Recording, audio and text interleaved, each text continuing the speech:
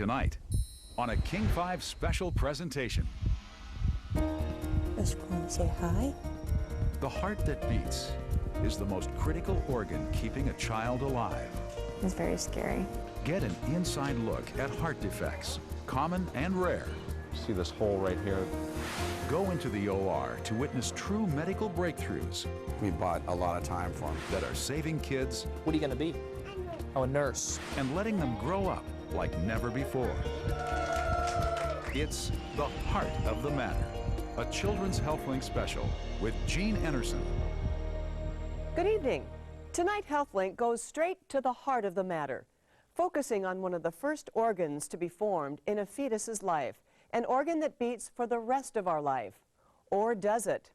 In the tiniest patients, really big problems can be diagnosed even before birth and fixed along the way for a longer, happier life. Mom-to-be Stormy Crow is back for a final ultrasound on her baby, due in just 1 week. So let's go ahead and take a look at your baby. Her first ultrasound early in the pregnancy brought news that her baby was a girl. Reason for Stormy and her husband Todd to celebrate.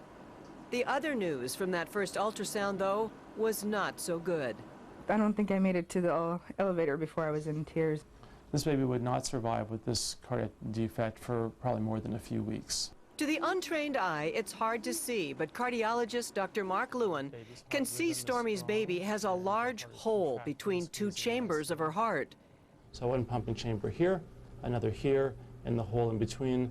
And then worse, down here, she has some only normal one muscle artery that coming out of the supports heart those where there two should be chambers. two. And we see that there's this one single blood vessel which is taking blood out to the body, and we don't see a matching parallel blood vessel which would be taking blood out to the lungs. What we're going to be trying to look for is any changes in the way the heart's working as compared to the last time that we looked at the baby. Dr. Lewin knows that knowledge of their baby's heart malformation has been stressful for the Crow family, but it has allowed them to be prepared.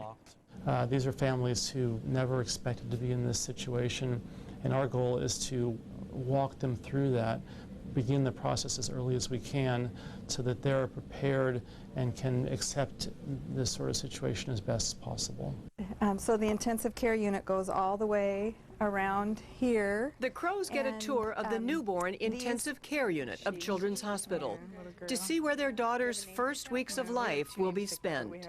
Are you feeling overwhelmed? Yeah. Yeah. About a third of babies with major heart Yeah. problems are diagnosed prenatally, And which if you're greatly planning on increases their breastfeeding, chances of yeah, surviving. yeah, In yeah. that way, Stormy's baby is very fortunate. Digestive.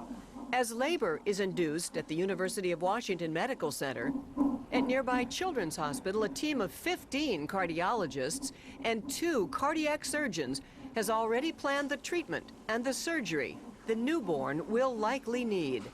On her birthday, there is quite a gathering. I'm excited. I want to see her now. We've waited so long, and I just want to see her. And I want to know that she's okay. At 11:32 p.m., Aslan Lucille Crow arrives. All 7 pounds 4 ounces of her. To her parents, she's perfect, except for the heart. And that's why, at birth, she has to leave Mom and go straight to Children's Hospital. They have to get it fixed. When Aslan's just a few hours old, Dr. Lewin gets his first look at her outside her mommy's tummy. Well, it's good to see that she's active and she's breathing comfortably, and her color looks really good. So those are all encouraging signs. But what Dr. Lewin finds during the first echocardiogram on baby Aslan Why don't we just go over and look at the aorta? are problems even more complicated than anyone first thought. Doctors discover baby Aslan has one of the highest risk heart conditions. What can they do to save her life? We'll talk about that in just a minute. But it was good the condition was discovered at birth, because sometimes families have no idea there's anything wrong until there's a frightening incident. We want to see how far this will. The Callans family of Issaquah is once again full of laughter and joy. A huge relief after a medical ordeal that threatened everyone from mom to the littlest child. It started with a horrible shock. One October morning, Christine Callans awoke and went upstairs to the playroom to exercise at 6 a.m. as usual. Chapter 1, The Dark Lord Ascending. Also as usual, eldest son Brian was the only other early riser, keeping his mother company by reading out loud as she exercised. But not on this morning. As Brian went up to read, he discovered his mom unconscious on the floor, not breathing, no sign of life. And then went back upstairs to get into the bedrooms, where the bedrooms are, to get Dad. And I said, Dad, I think Mom's dead. He was really scared too, so he tried to administer CPR while I dialed 911. His mother's heart had stopped cold. I mean, I didn't just like And so he called up to me, and he called 911. Wow. And I ran up to her, and I saw that she wasn't responding, and so Brian gave me the phone, and I was talking to the 911 operator, and she's like, you have to start CPR, and I'll get an ambulance there. CPR had no effect. Brian ran outside to flag the ambulance in. I was nervous. I was scared. I was just completely unhappy. The paramedics came, I mean, so unbelievably quick. They got her heart started again. It stopped again on the way to the hospital. They worked on her in the ER at Overlake Hospital for over an hour, and they never gave up. And she never gave up, eventually coming to full recovery. Incredible. A lot of people saved my life that day, but it started with Brian.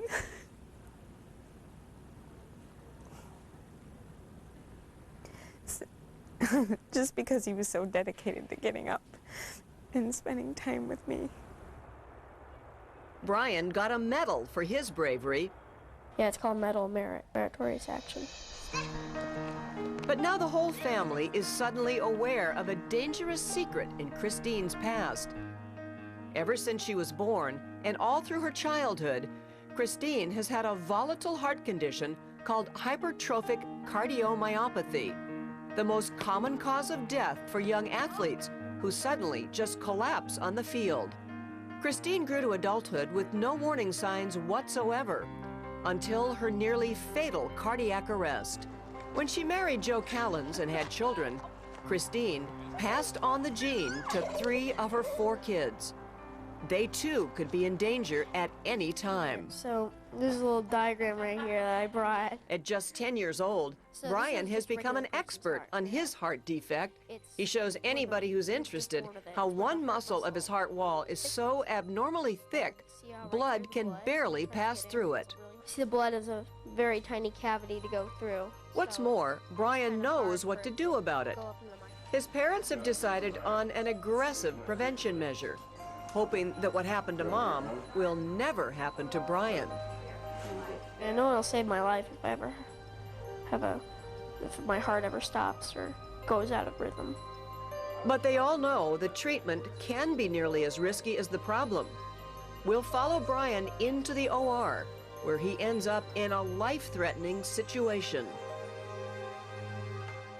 Believe it or not, Brian Callans' condition requires that doctors intentionally put him into cardiac arrest. This is very nerve-wracking, even for the doctors. We'll see what happens to Brian a little later in the show. But up next, newborn baby Aslan has bigger problems than doctors first thought. See how they plan to fix them. And how doctors repair a hole in this baby's heart without a single incision, without any surgery at all. Okay, I'm quite pleased.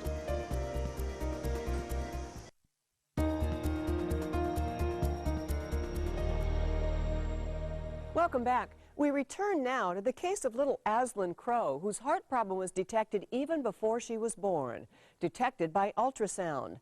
But doctors didn't know how serious the problem really was until she arrived. Just hours old, baby Aslan Crow is the center of attention. In fact, she's gotten a lot of attention since long before she was born. A series of prenatal ultrasounds gave doctors a good idea she had some major heart problems. Right here. But when Aslan arrived, an echocardiogram and other tests showed things were even more complicated than what could be seen while Aslan was still in utero.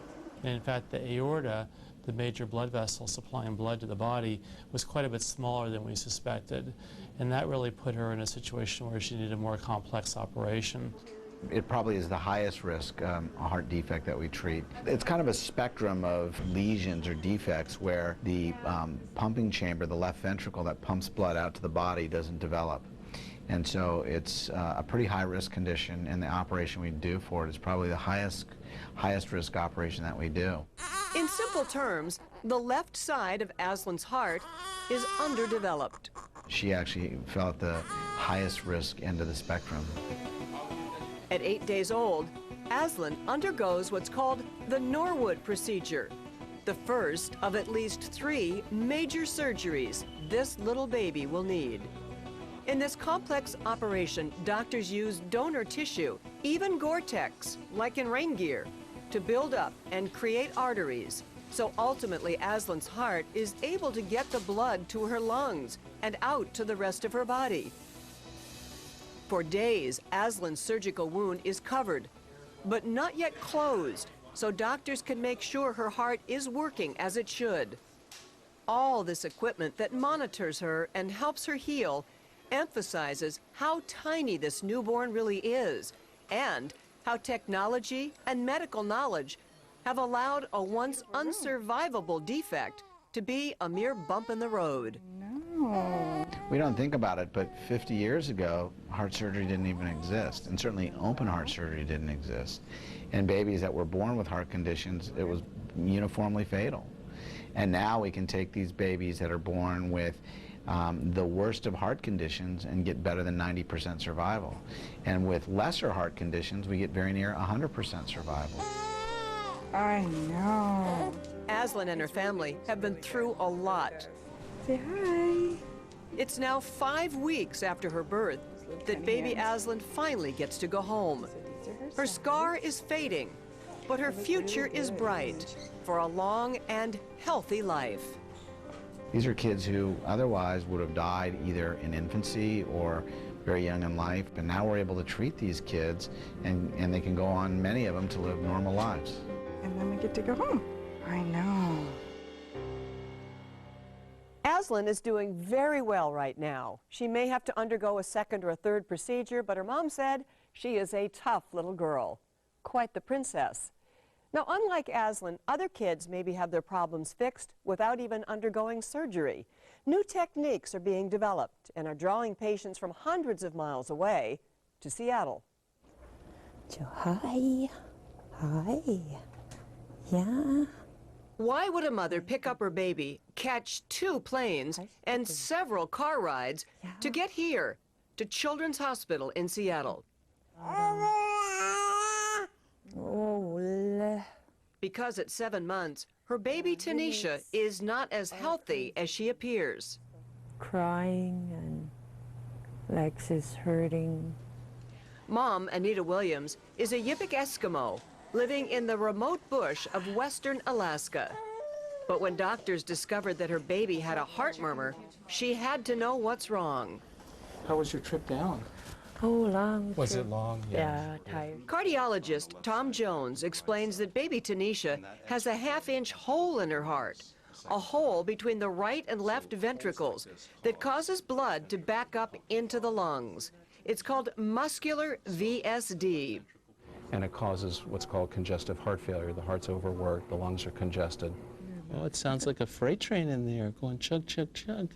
That's why she tires so easily and gets sick easily, too.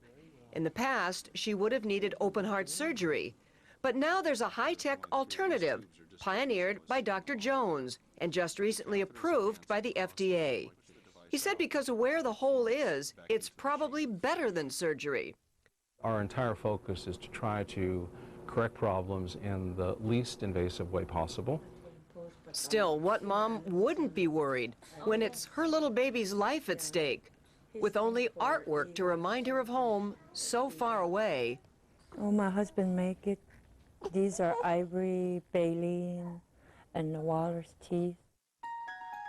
Anita and her baby are heading into new territory for them and for cardiac medicine. Just hope it goes okay, and kind of nervous and kind of scared. All kinds of emotions going through. How will doctors fix the hole in Tanisha's heart? Without open heart surgery, in fact, without any surgery at all. We'll follow her into the OR. And still to come, 10-year-old Brian Callans gets a device implanted in his chest. But to save his life, doctors first need to put his life in jeopardy. Train and shot. Plus later, when you can't get to Children's Hospital, how the hospital just might get to you. It's it for this baby. What are you looking at?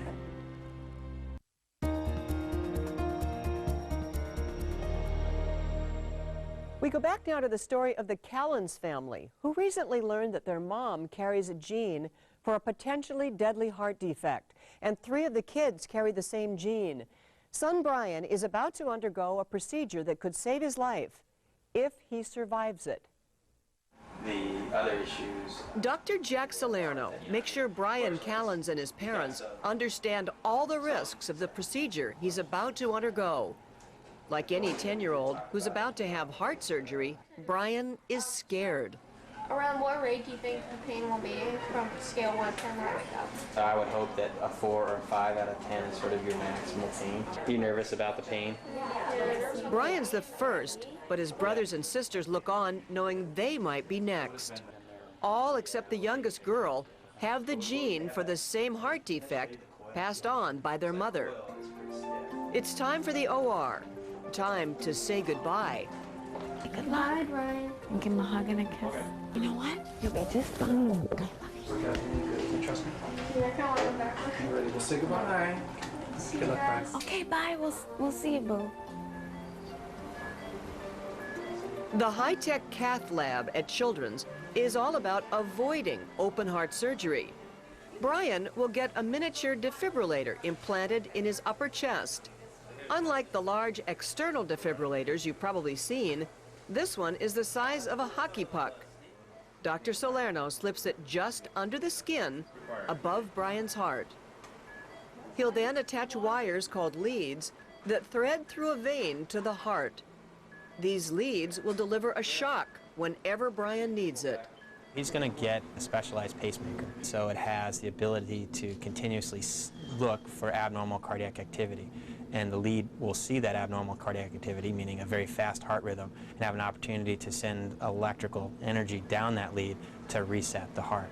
But to get this device working properly, the doctor will need to test it, and that means intentionally stopping Brian's heart. The heartbeat will degenerate and the blood pressure will go to 0. Intentionally threatening the child's life in order to save him. Okay. All right, ready? And G-shock. Defibrillating.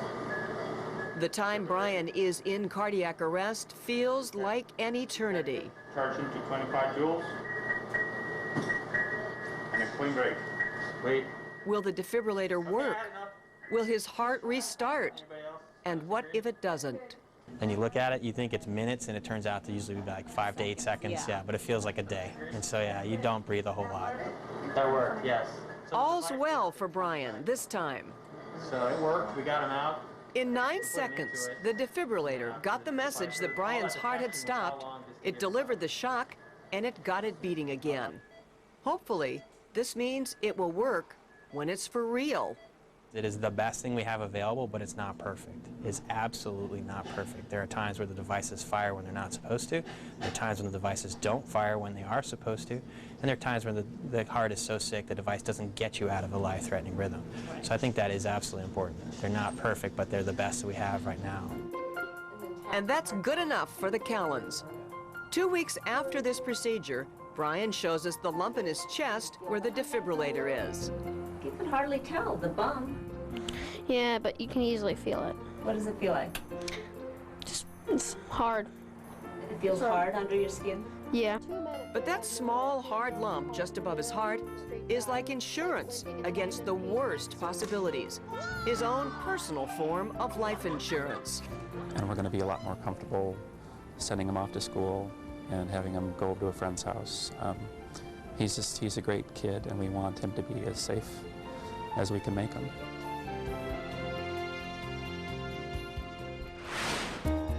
Coming up next, wait till you see how baby Tanisha has the hole in her heart fixed without going under the knife. Yeah, it's okay. It's okay. That, plus what's beating in this little girl is not her heart. It made her very special. True medical breakthroughs that are saving Northwest kids.